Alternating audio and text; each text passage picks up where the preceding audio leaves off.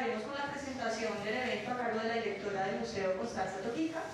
Luego daremos paso, esta vez vamos a hacer una intervención un poco distinta a lo habitual, en la medida en que tendremos un conversatorio en homenaje a Carlos Rincón, un personaje emblemático y muy representativo no solamente para el Museo Colonial, sino en general para los estudios culturales del país, quien falleció recientemente. Y a partir del receso tendremos nuestro habitual cronograma, comenzando con la conferencia del profesor Roberto Oreña. Entonces, en este momento le doy paso a la directora para la presentación.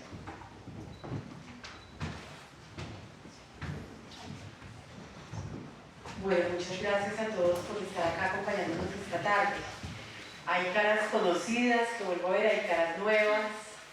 Como dice Viviana, nuestra audiencia de las jornadas también tiene su presencia fuerte aquí, del laboratorio de guías del Museo Colonial de Santa Clara también, de tal manera que pues, nos alegra mucho verlos a todos ustedes acá presentes. Gracias por su interés en continuar asistiendo ya a la 13ª edición de nuestras jornadas internacionales.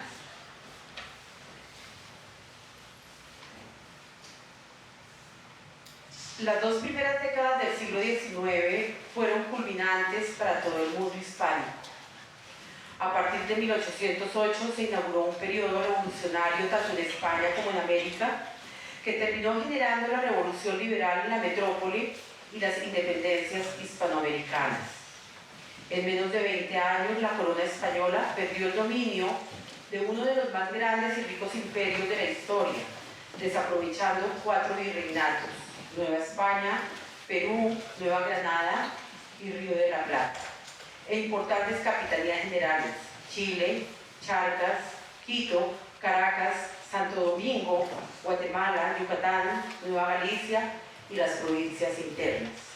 La población americana despojó a la corona del control político de estos territorios y se lanzó a la construcción de repúblicas independientes.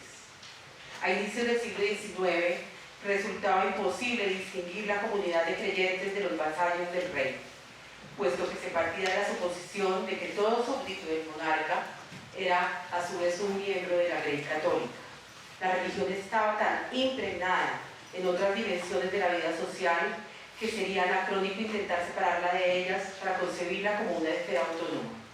Esta perfecta simbiosis entre el Estado y la Iglesia se vio reflejada en el arte, pues las imágenes de santos, la Virgen y Cristo no desentonaban con los retratos de los virreyes o las representaciones que se hicieron sobre la fauna y la flora. Tras los sucesos revolucionarios, especialmente luego de obtenido el triunfo de la batalla de Boyacá, el 7 de agosto de 1819, las imágenes religiosas debieron convivir cada vez más con las que representaban el nuevo orden. En este contexto, surge la pregunta: ¿el proceso de independencia en América produjo un arte nuevo o es posible hallar continuidades en la producción iconográfica de principios del siglo XIX? Posibles respuestas a esta pregunta constituyen el centro de reflexión de estas 13ª Jornadas Internacionales de Arte, Historia y Cultura Colonial. Nuestro encuentro anual, convertido ya en tradición dentro de los museos Colonial y Santa Clara, dedica su 13ª versión a analizar los posibles cambios y continuidades que trajeron los procesos de independencia en América.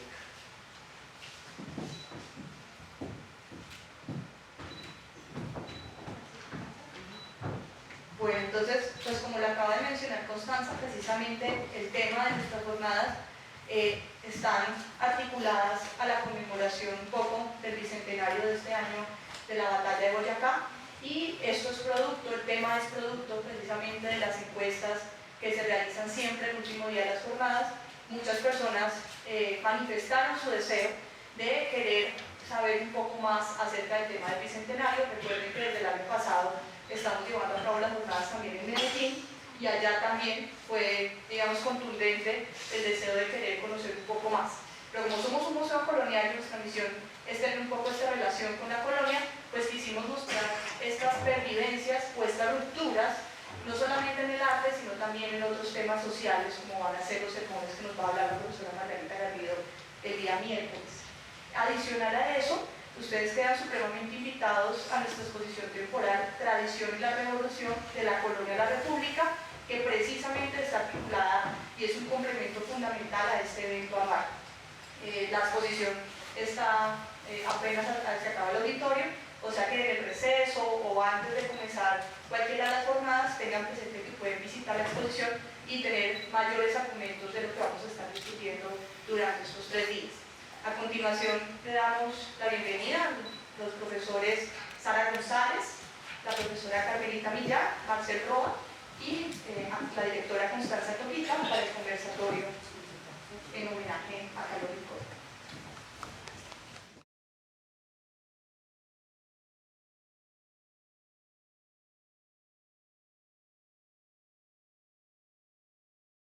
Sara González es guía en Humanidades de la Universidad de Puerto Rico y tiene una maestría en Literatura Comparada de la Universidad de Harvard. Desde 1972 estuvo vinculada al Departamento de Literatura de la Pontificia Universidad Javeriana, donde dio cursos y seminarios de literatura y crítica literaria hasta el 2002.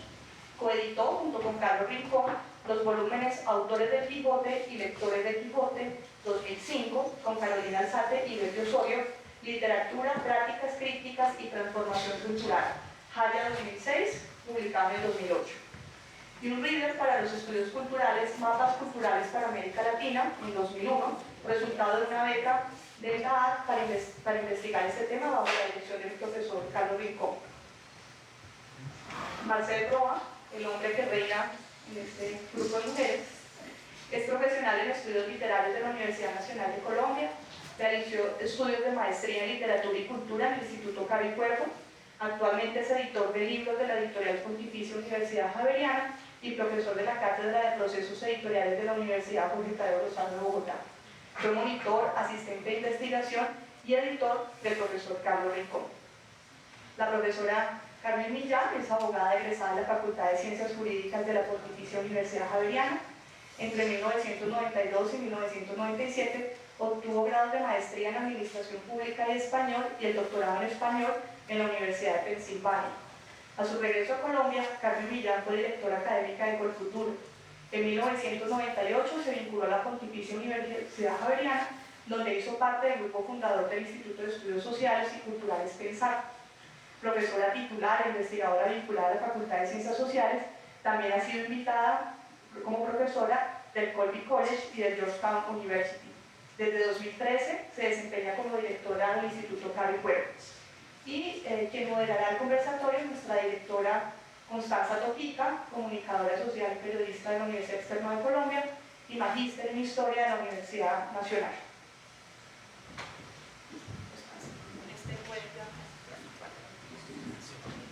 Bueno, yo quisiera decir que para mí, y yo sé que para las personas que están sentadas acá conmigo, Carlos Rincón fue no solamente un académico, un profesor muy cercano, sino un gran amigo. Una persona que yo sé que a todos los que estamos sentados, a los 4 que estamos sentados aquí, más allá de lo intelectual, pues nos tocó el corazón. Por ese motivo, les pido disculpas porque voy a permitirme hacer una introducción desde mi punto de vista personal, obviamente mostrando la trascendencia que tuvo este encuentro con él en el trabajo y todo el trabajo de la renovación de la memoria de lo colonial que hicimos en su momento en los museos, que se reinauguró en el 2017, pero que también, como lo hacía yo revisando los textos de Carlos, que trabajó para nuestro comité de expertos de renovación integral del Museo Colonial, y gracias a los diálogos que tuve con él una y otra vez, pues nos quedan muchas cosas todavía por actualizar, ¿no? Siempre un punto de llegada es un nuevo punto de partida. cada uno de nosotros va a leer un texto que trajo en referencia. ¿Tú trajiste texto, yo? Y Marcel va a hablar de su experiencia como alumno y como asistente y editor de Carlos Rincón, como amigo de Carlos Rincón. Conocí a Carlos un día del año 2003 que él vino a visitar el Museo Colonial. Me impresionaron su inquieta vitalidad y su mirada perspicaz e inteligente, sus preguntas atropelladas, los recuerdos de su infancia cuando su mamá lo trajo por primera vez al museo y el entusiasmo inesperado con el que acogió mi tesis de maestría, asegurando que excedía este nivel y era una tesis digna de un título de doctorado. Llegaba con una mirada refrescante desde la Universidad Alemana para investigar nuestras instituciones culturales y su historia desde una perspectiva más amplia e interconectada con la literatura y los estudios culturales. Recuerdo muy bien que tras nuestra primera entrevista en el museo cuyos archivos él quería consultar, le pedí que fuera mi maestro de doctorado. Entonces me invitó a la Freie Universität de Berlín a través de una beca de la DAD y Conciencias, y allí me relacionó con su esposa Gerda, con los profesores alemanes y las profesoras mexicanas expertas en Walter Benjamin y a sus estudiantes latinoamericanos del Instituto de Latinoamericanística de Berlín. La cálida acogida de todos, sin duda, se debió a la forma como él me presentó. Junto con Gerda fueron mi familia en Berlín. Estuvieron pendientes de ayudarme a resolver mi estadía, mis cursos, las visitas a los museos y el vínculo con los directores de los museos alemanes que tenían colecciones latinoamericanas, como el Museo Etnológico de Berlín, en donde pude conocer, gracias a Tom Cummins, la más amplia colección de queros incas de Europa y enojarme por las momias incas que guarda dicha colección. También pude vincularme como investigadora en la Biblioteca Hispanoamericana, la más amplia de Europa en temas hispanoamericanos. Mi asistencia a los cursos de doctorado, a los espacios de lectura y escritura, de reflexión para pensar a Colombia, a Latinoamérica, al barroco y a los museos desde allí, a través de lecturas de Walter Benjamin, Severo Sarduy, Lezama Lima, Alejo Carpentier, Bolívar Echavarría, Hans Berting, entre tantos otros, me proporcionaron una nueva mirada rica en interconexiones integradoras de la historia latinoamericana. Visitar colecciones de arte europeo en los museos de Berlín, como por ejemplo una colección privada abierta al público de las mejores pinturas de Picasso, acompañada de Gerda, siempre fue un deleite compartido gracias a los comentarios de sus percepciones fundamentadas en esa fina inteligencia femenina que la caracteriza. Gracias a Carlos, conocí también de manera muy cercana a Carlos Fuentes en el lanzamiento de un libro suyo en Berlín y a otros intelectuales latinoamericanos residentes en Alemania. Debo reconocer hoy, en su memoria, que gracias a mi estadía de estudio e investigación en Berlín, pude iniciar un proceso de transformación de los museos de una manera más interconectada con las diferencias de los diferentes profesionales y grupos de trabajo. Un aprendizaje que obtuve a través de mi limitada percepción de la forma organizada, justa, integradora y a su vez múltiple, polifónica y horizontal, como fluye la vida social y cultural berlinesa a través de sus robustas instituciones culturales y de las instituciones universitarias que el Estado alemán financia para garantizarle el acceso al conocimiento y el disfrute de las artes a todos los ciudadanos. La relación desde los diversos campos del conocimiento con estudiantes y profesores del Instituto de Latinoamericanística me permitió ampliar el ángulo de comprensión de mi disciplina histórica, de tal manera que junto con la actualización conceptual historiográfica comprendí lo vital de interconectar el conocimiento de un periodo histórico con diferentes temporalidades en claves latinoamericanas y locales. Por ejemplo, nutriendo el estudio del barroco colonial con el barroco del siglo XX, presente en muchas expresiones del pensamiento, la literatura y el arte latinoamericanos, y buscar cómo expresarlo mediante la belleza de lo simple, para comunicarle a los diversos públicos lo fundamental de manera limpia, sin ruidos textuales ni visuales, y cuidando estéticamente los detalles de los diversos lenguajes que se conjugan en la museografía contemporánea. Esto aún es un norte en nuestro trabajo cotidiano en los museos, y aunque hemos integrado un juicioso ejercicio de curaduría histórica, el arte y la fotografía contemporánea, y algunas expresiones culturales decoloniales, indígenas y afro de Colombia, falta aún mucho por integrar desde la literatura latinoamericana y desde la antropología y la psicología social, por ejemplo. Y también desde lo que en Colombia nos vincula con otros países latinoamericanos, como por ejemplo la obra de Angelino Medoro, las alegorías de la libertad y las advocaciones marianas, los retratos de nuestros héroes de la independencia, la cartografía, las pervivencias coloniales en nuestros hábitos sociales, las formas de hacernos independientes, de culparnos y de construir identidades nacionales. Para cerrar la apertura de este homenaje a Carlos, y a modo de provocación solo quiero citar una parte de las consideraciones finales que él hiciera en un documento de trabajo interno de la Mesa de Expertos para la renovación del Museo Colonial el 7 de enero del 2014.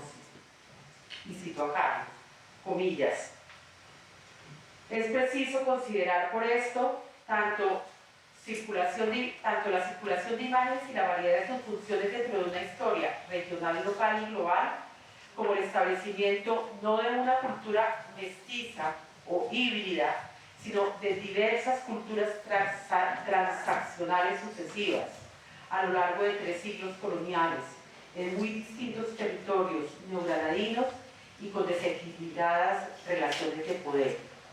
Después del 9/11, de las teorías sobre el choque de las civilizaciones y el obligado caso de las teorías sobre la hibridación y la transculturación, parece ser el paradigma que ha conseguido estabilizarse, y es necesario que se tenga en cuenta en su forma de ser presentadas en el museo el peso decisivo de la reproducción en la producción de las imágenes que constituyen sus fondos.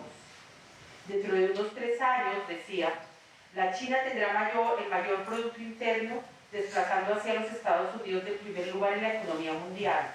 Brasil y la India seguirán afianzándose como superpoderes regionales que estarán entre las 5 potencias que van a regir en el globo.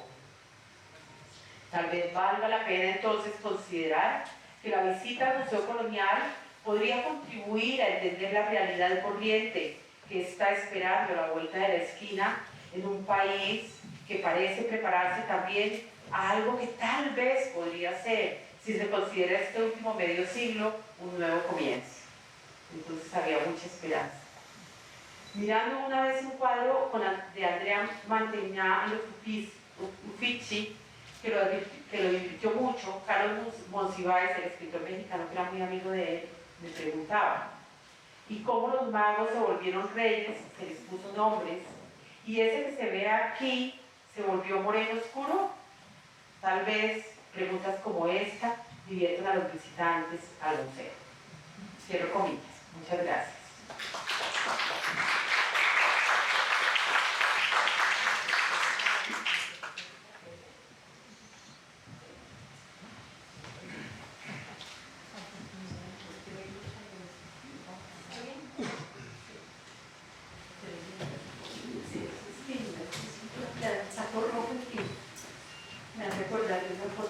Carlos Galán que hay en el archivo histórico de la Javeriana, donde Luis Carlos Galán está poniendo unas tablas y unos ladrillos que eran las bibliotecas que hacíamos todos cuando andábamos de estudiar. Eran fantásticas. Bueno, muchas gracias por la invitación, Constanza, a estas jornadas tan constantes. La constancia es una cosa que se echa de menos. No, me han tocado hartas veces de Julio Iglesias y no puedo, ya voy a sostener el micrófono. Bueno, el 30 de abril de 2019, al recordar a Carlos Rincón en el marco de la Feria Internacional del Libro de Bogotá, el escritor Juan Cárdenas, quien apenas se dispuso en un par de minutos para dar a conocer Hernando Valencia Huerta, crítica literaria, 2 volúmenes que compilan el trabajo del cofundador de Mito, última obra publicada por el Instituto Caro Cuervo, salida de la labor industriosa de nuestro maestro y amigo Carlos Rincón, recordó a Walter Benjamin, para quien articular históricamente el pasado no significa reconstruirlo tal cual es, sino atrapar una imagen del mismo tal como aparece en un instante de peligro.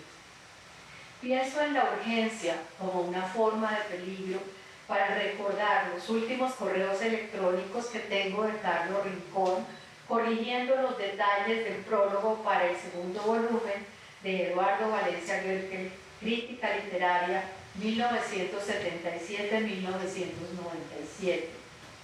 El martes 20 de noviembre le escribe Gerda: le envío en nombre de Carlos, quien se encuentra en una situación de salud muy difícil después de la operación, copia de este mail.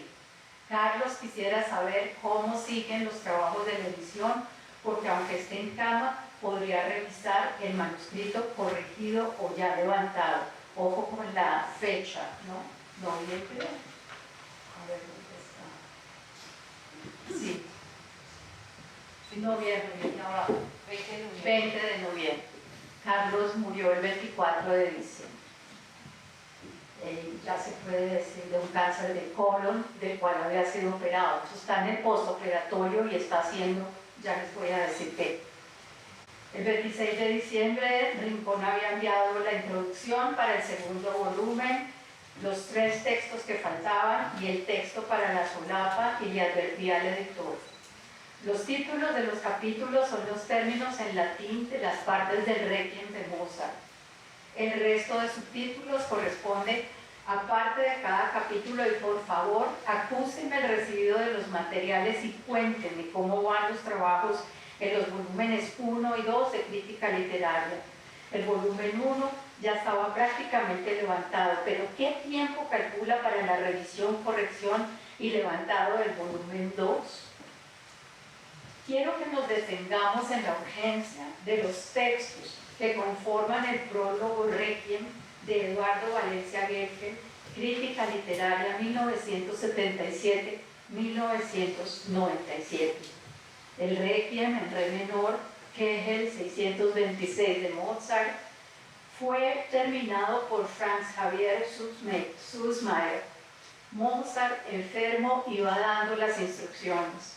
Mozart murió el 5 de diciembre de 1791, habiendo completado íntegramente únicamente el introito y el Kyrie. Rincón terminó su propio Requiem, y el prólogo entonces está organizado según las partes del Requiem de Mozart, terminando claramente en la comunión.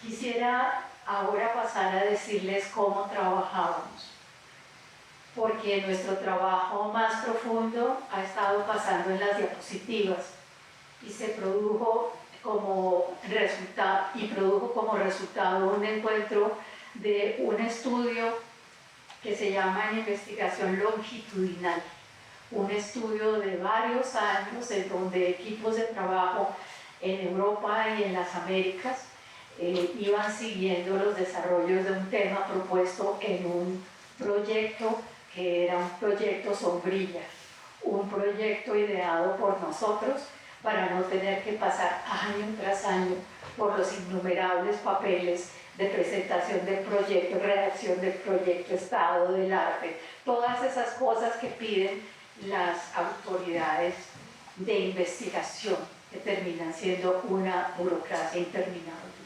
Entonces inventamos este superproyecto que se llamó la Biblioteca 2010, que produjo varios volúmenes. Y los primeros años de nuestros encuentros comenzaron a trabajar sobre la memoria. Y el proceso de trabajo sobre la memoria está contado en la introducción, o cuando vayan a leer a Carlos Rincón, quienes no lo hayan leído, los liminares, como le llamaba Derrida a esas partes de los libros que están al final o al principio, los prefacios que nadie lee, las introducciones, en Rincón son sumamente importantes. Rincón no tenía en cuenta esa definición que hizo el escritor peruano Bryce Echenique, según la cual un prólogo es esa parte de los libros que se pone antes, se escribe después y no se lee ni antes ni después. No, en el caso de Rincón se escribe después y debe leerse antes y después del libro. En el último libro que publicaron sus estudiantes, el postfacio de Carlos Rincón, que se llama Informe a una academia, sobre su trabajo del seminario de estética con estudiantes de la Universidad Nacional, es, como este prólogo en forma de requiem, una de las mejores piezas que yo haya leído. Vamos entonces con aquellos años de seminario. Primero llegaron las metáforas de la memoria, orientadas a mostrarla como acto de almacenar o extraer, dos movimientos aparentemente contradictorios, si no los asumiéramos bien como sucesivos o consecuentes. Esto es, estructura de la memoria y acto de recordar, poner en la memoria y sacar de la memoria.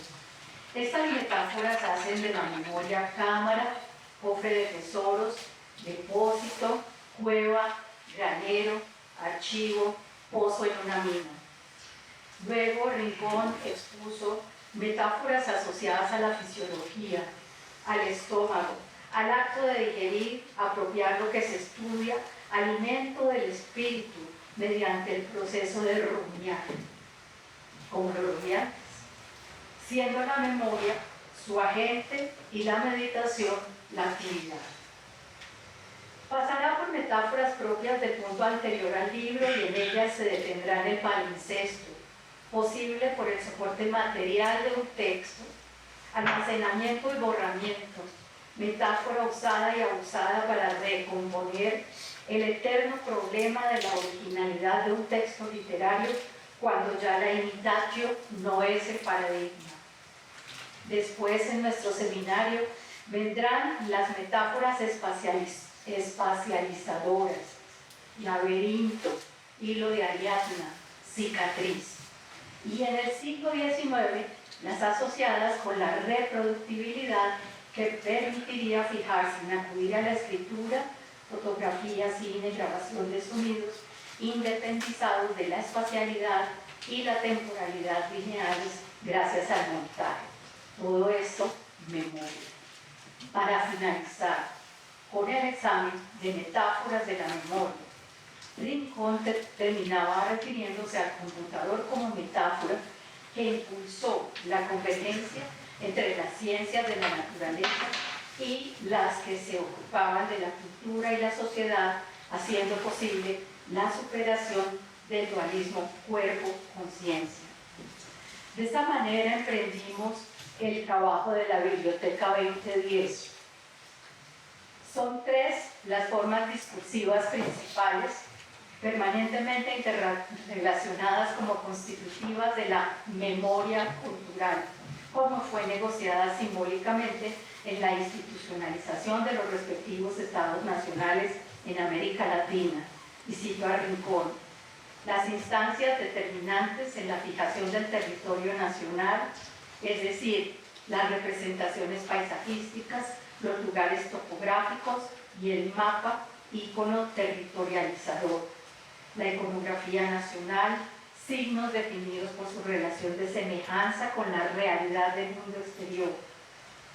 En segundo lugar, las colecciones, el examen de las autocomprensiones institucionales, los museos y las formas de exposición de los objetos representativos de lo nacional.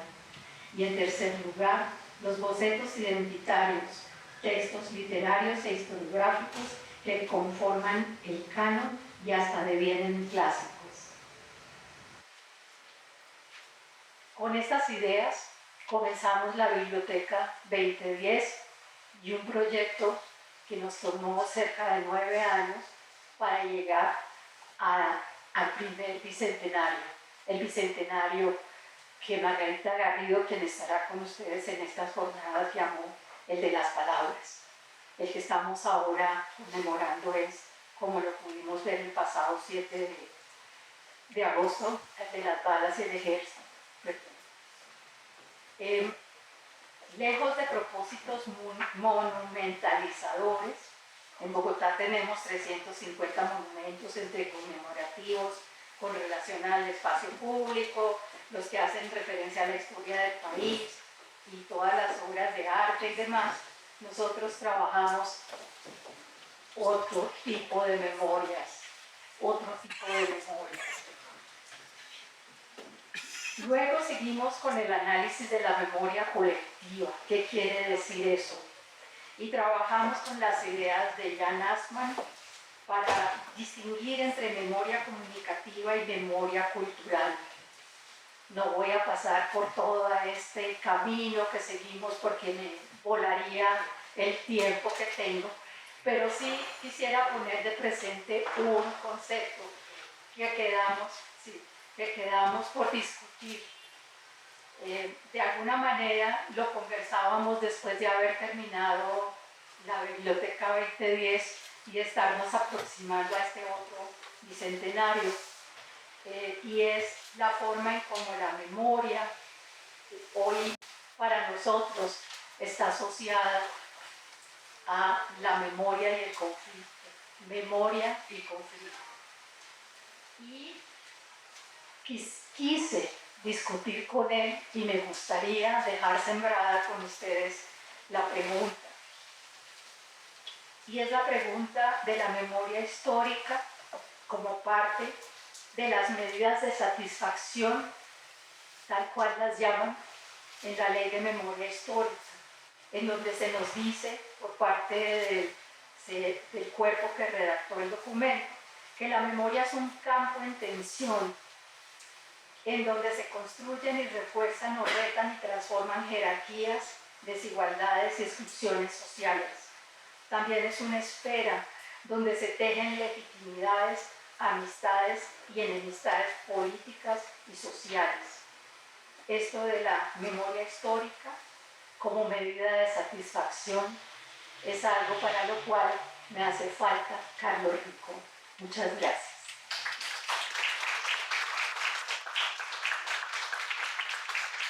Muchas gracias, Carmelita. Bueno, qué pesar no me dio tiempo para que les hubiera contado los detalles conceptuales del desarrollo de esa maravillosa colección 2010 que editó la Universidad Javeriana y que invito a las personas que están interesadas en investigar sobre la memoria cultural de Colombia que compren esos libros, los consulten porque realmente son muy importantes en la producción y la interpretación de nuestra historia cultural de las dos últimas décadas en Colombia. Muchas gracias por tu trabajo, Carmelita. Desde el éxito pensar, voy a llorar. y por todo ese inmenso trabajo que enciclopédico, sin lugar a dudas, porque todo trabajo al lado de Carlos era enciclopédico, porque él era un hombre que cruzaba temporalidades, espacialidades, de una erudición que a muchos los dejaba locos, ¿no? Pues a mí me dejaba patinando siempre y siempre tenía que correr a consultar un concepto o unas asociaciones o unas imágenes que nombraba y que no tenía yo en mi cabeza en ese instante. Bueno, le voy a hacer la palabra entonces a Sarita, que trabajó en este proyecto también junto a él.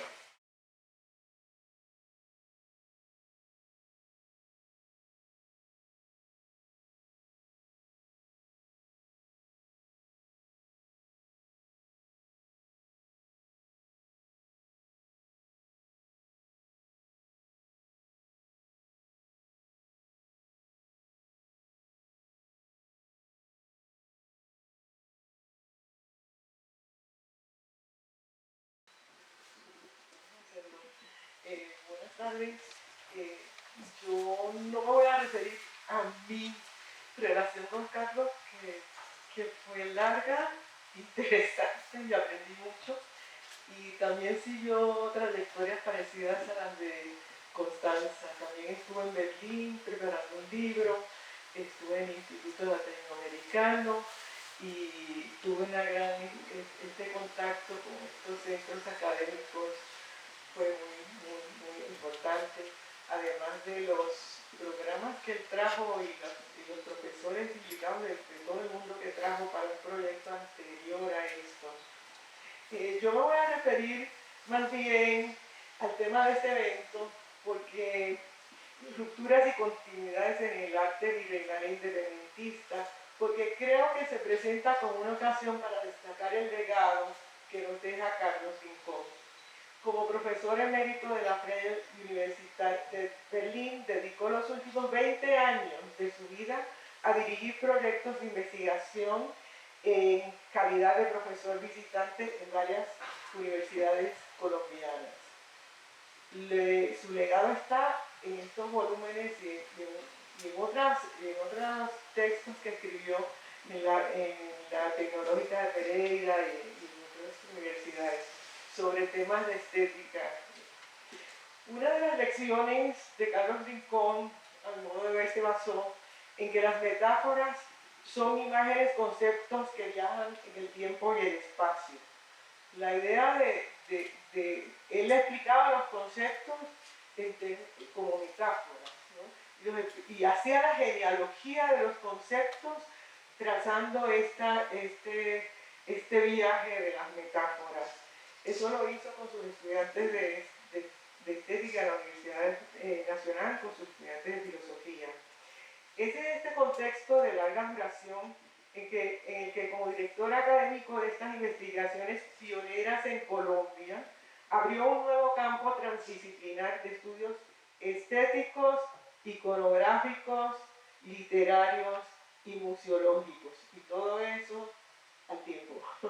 En la década de 1980, el egiptólogo Jan Assmann integra dos conceptos en el de memoria cultural, que resume así. Hallbach, que es un sociólogo a quien mucha gente en Colombia lo conoce por la cuestión de la sociología, explora la memoria como un fenómeno de la cultura, es decir, como un fenómeno de la colectividad, que surge, la memoria surge en las asociaciones colectivas. Mientras que Avi Warburg, que es otro personaje fascinante contemporáneo de Hallbach, explora la cultura como un fenómeno de la memoria.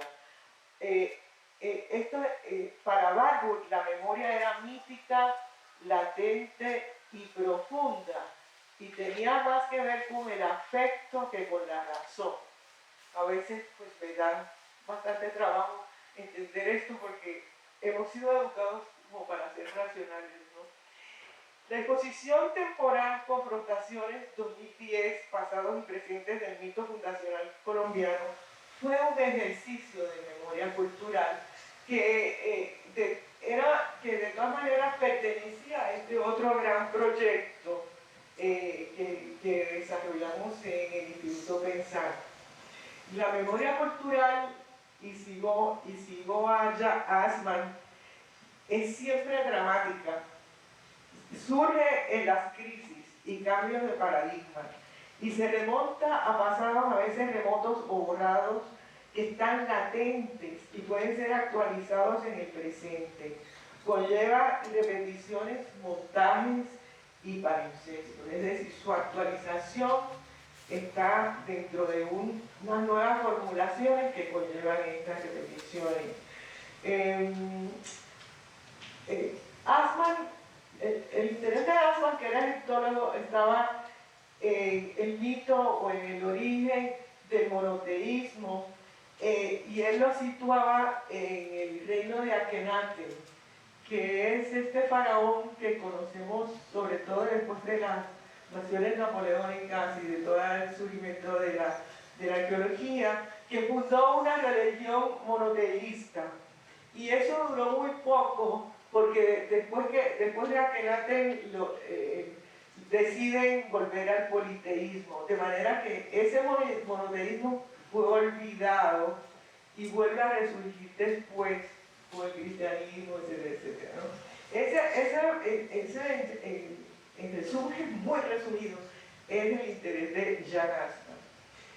Carlos Rincón fue enfático en distinguir el campo de la memoria cultural del ejercicio de la memoria histórica que busca la verdad, la justicia y la reparación, que es en lo que estamos y tenemos que estar, ¿verdad? Pero son dos caminos diferentes. Dos caminos. Este ha sido el mecanismo de la memoria histórica que busca la verdad, la justicia y la reparación, y cito a Rincón de alguna manera, ha sido el mecanismo central para cerrar definitivamente el conflicto colombiano.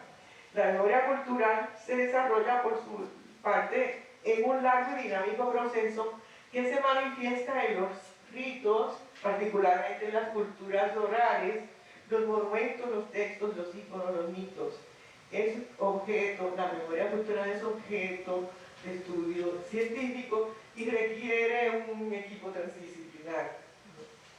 A lo largo del proyecto, Carlos Rincón nos llevó a estudiar los materiales y los objetos artísticos como imágenes poderosas, como escrituras que acumulan a lo largo de su historia soportes demotécnicos y retóricos. Por eso, pues, la presencia de una profesora de literatura comparada es importante, porque algo sabe de retórica, ¿no? Y de filología.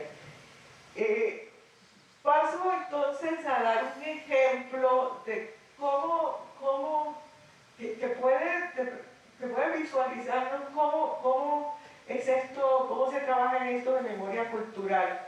Y yo pienso que el ejemplo está en la lectura que hace, la interpretación que hace Carlos Rincón de este cuadro que se tituló Post Nebula Phoebus, es decir, Post Nubila Phoebus, después de las nubes el sol.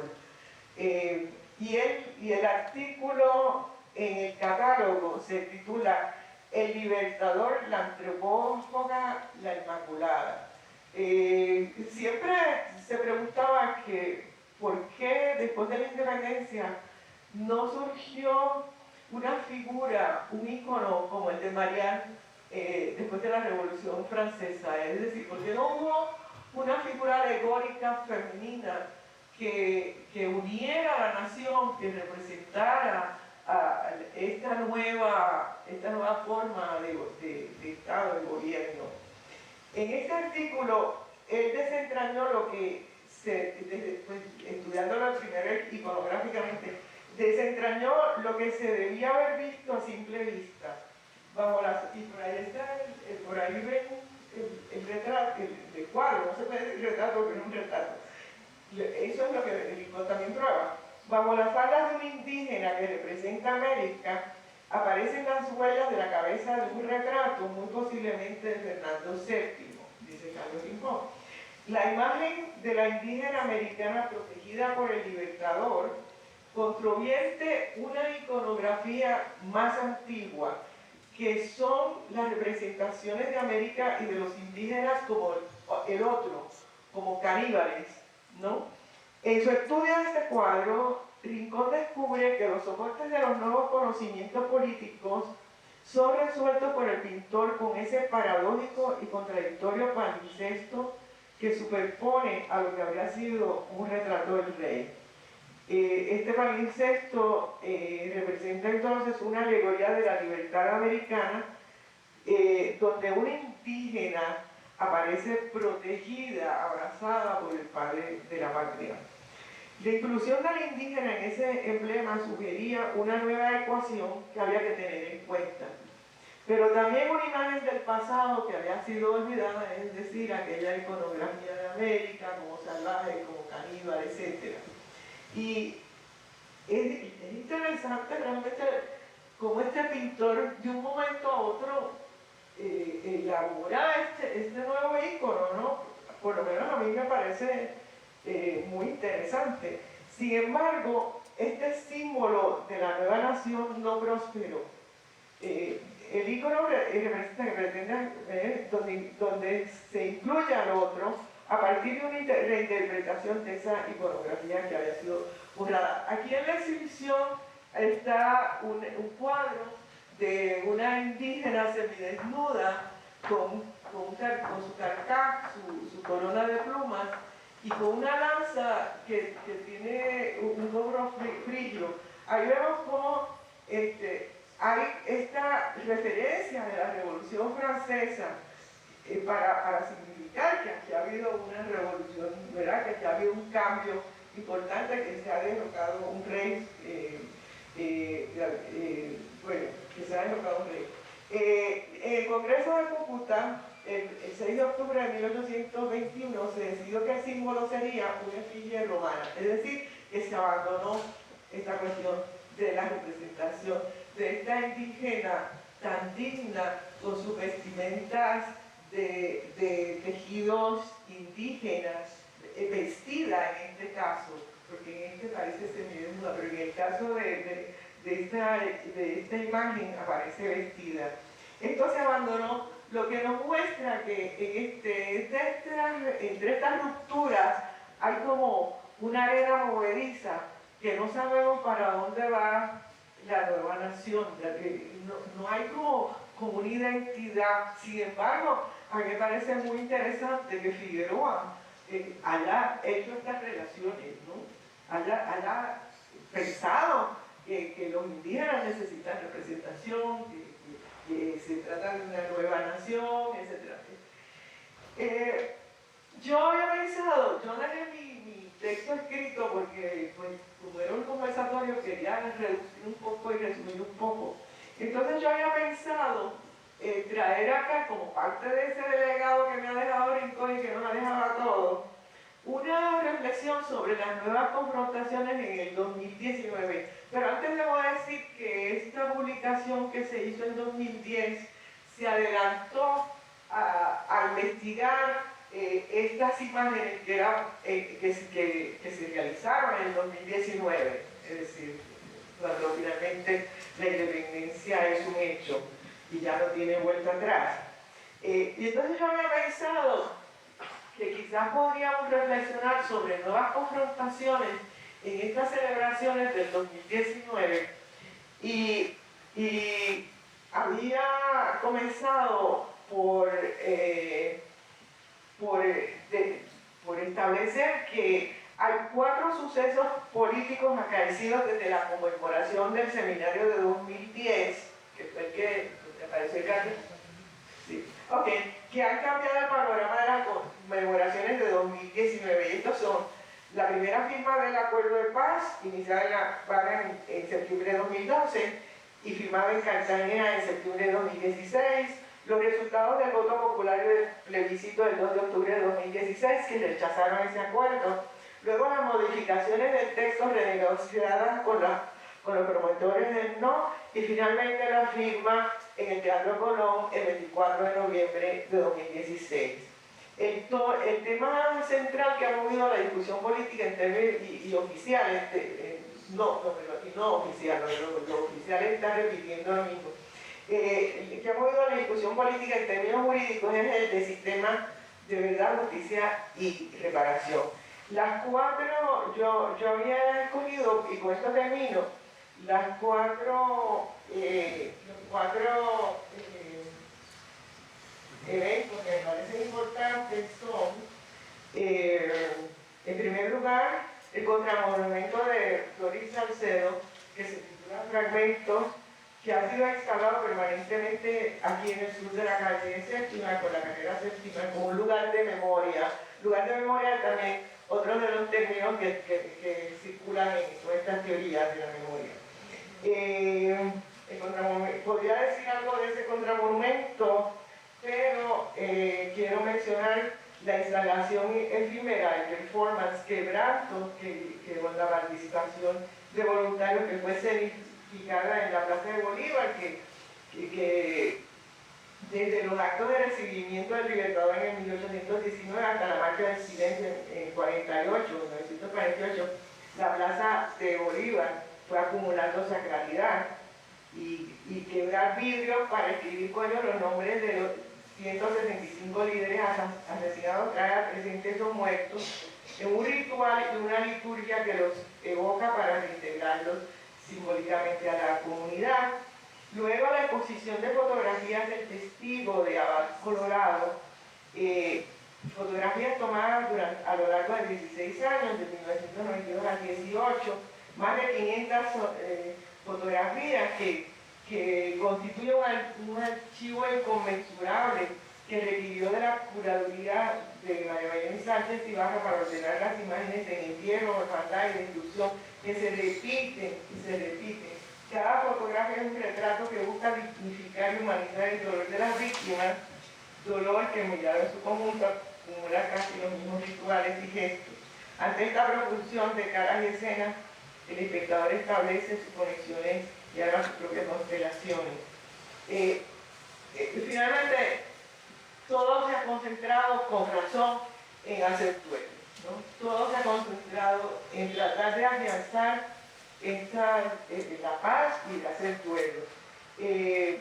En su trabajo, para finalizar, con Julián Serna, profesor de la Universidad Tecnológica de Pereira, titulado La palabra como provocación, del 2008, Carlos Rincón explica cómo el arte ha retornado a su condición mágica para un reencantamiento del mundo.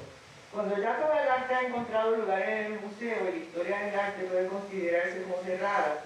Con la idea de un arte mágico se desplaza la mirada hacia una historia plural de la multitud de formas de esa magia llamada arte. Con eso termino, pero a mí me gustaría darles una bibliografía básica. ¿Puedo? Sí, Jan Assmann, Religion and Cultural Memory. Está traducida al español. Está traducida al español. De Didi Übermann, de George Didi Übermann, curador. El Atlas, cómo llevar el mundo a cuestas, catálogo del Museo Nacional de Arte en Reina Sofía, exposición que se llevó a cabo en el 2010 al 2011. Y hay un libro que está aquí editado por la Universidad de Los Ángeles en 2012 que se llama Memoria Colectiva y Culturas del Recuerdo, estudio introductorio de Astrid Erd, que sirve como una introducción para el tema de la memoria y sin embargo pues hay que leer a Assmann. Bueno, muchas gracias.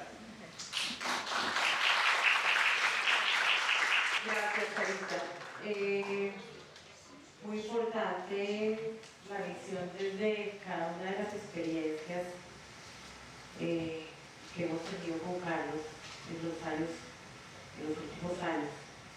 Te doy la palabra ahora al más joven de este grupo para que compartas con nosotros esas experiencias y quizás al final, si hay tiempo, poder hacer como ahora sí una breve conversación, si hay tiempo. Tenemos a las 5:15, bueno, digamos que 5:20, porque empezamos como 5 minutos más. Vale, muchas gracias, directora. Bueno, yo trataré de ser un poquito más breve y hablarles de forma quizás más ligera. Pero bueno, lo que les puedo decir es que yo conocí al intelectual más generoso en Carlos Rincón. Y bueno, tuve la dicha de no ser el único. Atrás me acompañan compañeros de la Nacional.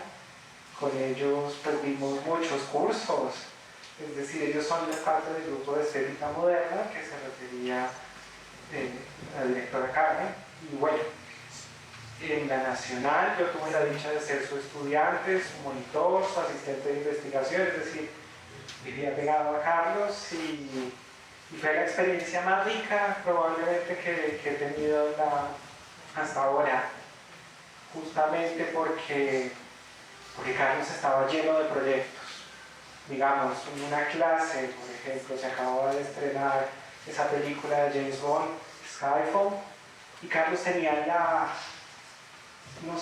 lucidez de decir, mira, ahí están en Oriente, están en China, ya no es Nueva York la capital del mundo, ya no es París la capital del mundo. Y ver eso era impresionante porque rompía paradigmas. Tenía quizás la muletilla más interesante de decir que cierto fenómeno era paradigmático y recordaba siempre el paradigma, pero él rompía los paradigmas todo el tiempo. Y bueno, quizás el más interesante para mí, que soy pues de literatura, era la idea transdisciplinar de asociar otro tipo de textos, obviamente. Y para él la trilogía en literatura, digamos, en la teoría era Walter Benjamin, Avi Warburg y la mímesis de Auerbach. Esa trilogía decía, bueno, no estudien más, estudien eso, solo lean eso. Es suficiente de verdad si los leen con razón, y al mismo tiempo hablábamos de novela policíaca, hablábamos del pensamiento, de la cultura latinoamericana, que creo que es otro punto importante en su pensamiento vivo, porque Latinoamérica en los estudios literarios era Hispanoamérica, y ya Carlos todo el tiempo decía, no, allá está Antonio Cándido, allá hay un Brasil, y ustedes no hablan portugués, no sienten una deuda. Ese tipo de experiencias que arman en el territorio y que abren las fronteras y que rompen los paradigmas era la experiencia de aprender de Carlos Rincón. Así fuera, insisto, la cultura popular de James Bond o Mimesis de Auerbach. Y bueno, fue muy rico eso, y luego de un tiempo le gustó mi trabajo y empezamos a trabajar en una investigación que parecía malísima y que me parecía inverosímil, que es este libro, María la del Paraíso, el juicio en televisión de la novela de Jorge Isaacs, Los ecos y el dolor de lo que pudo haber sido y no fue, con subtítulo de Bolero.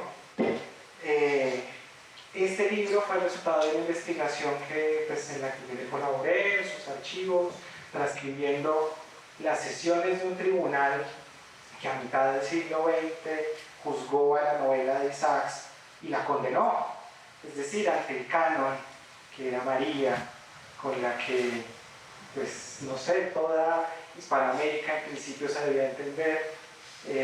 Estos intelectuales colombianos dicen, no, María es una novela perniciosa, no, eso ni siquiera es una novela.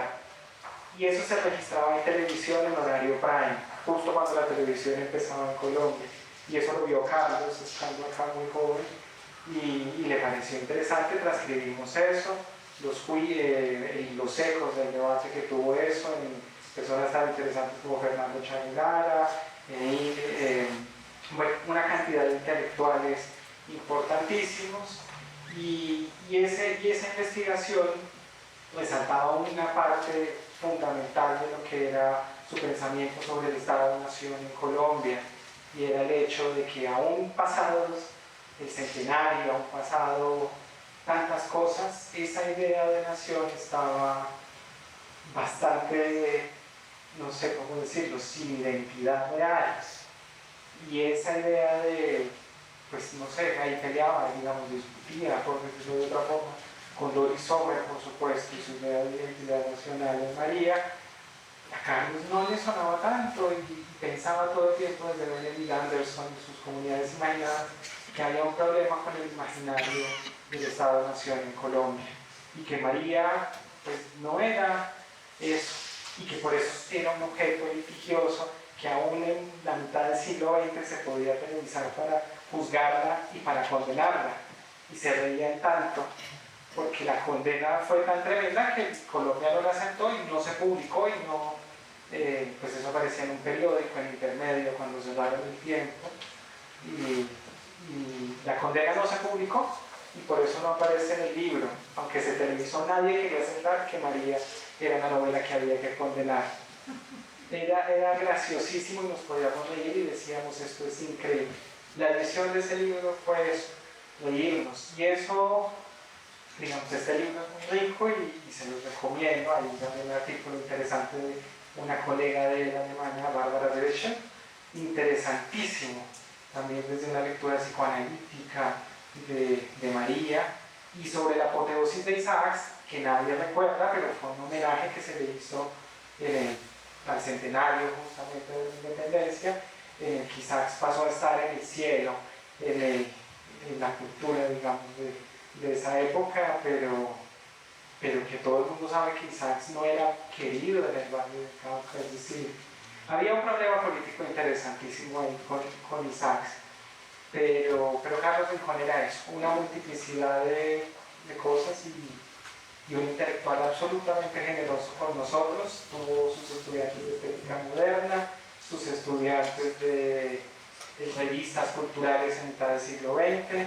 y bueno, y conmigo trabajó esta perspectiva de María tan distinta a la que pueden encontrar todavía. Muchas gracias a todos, y qué pena, ¿no? Yo no soy el gran colega de Carlos, pero sí fui un estudiante muy agradecido con él.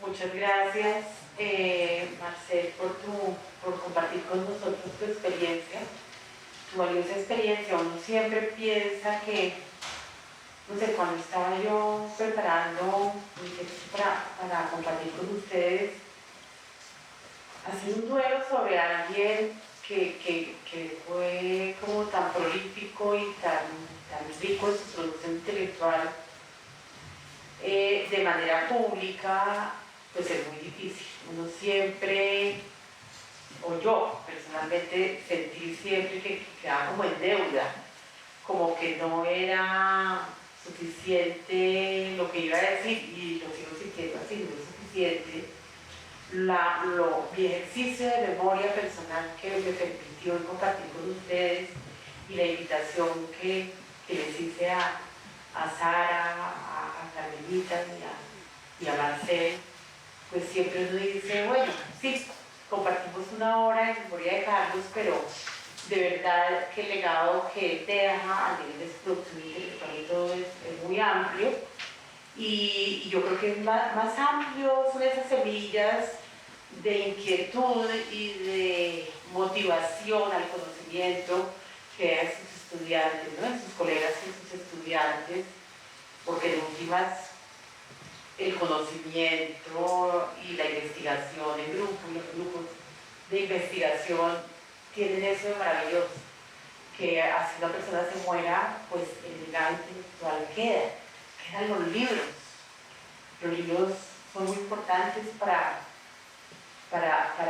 que la presencia de esa persona continúe entre nosotros. Yo leía el fin de semana algunos textos del catálogo de confrontaciones y los sentí a él hablándome al lado, y esto de verdad que es maravilloso ese potencial que tiene la escritura para vincularnos con los muertos.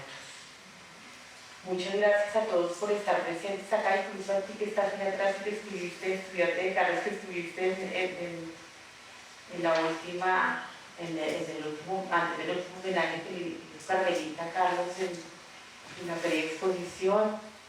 Y bueno, continuamos ahora con la jornada, tiene un receso, y bueno, después ya abrimos con la conferencia de Roberto Bren. Gracias.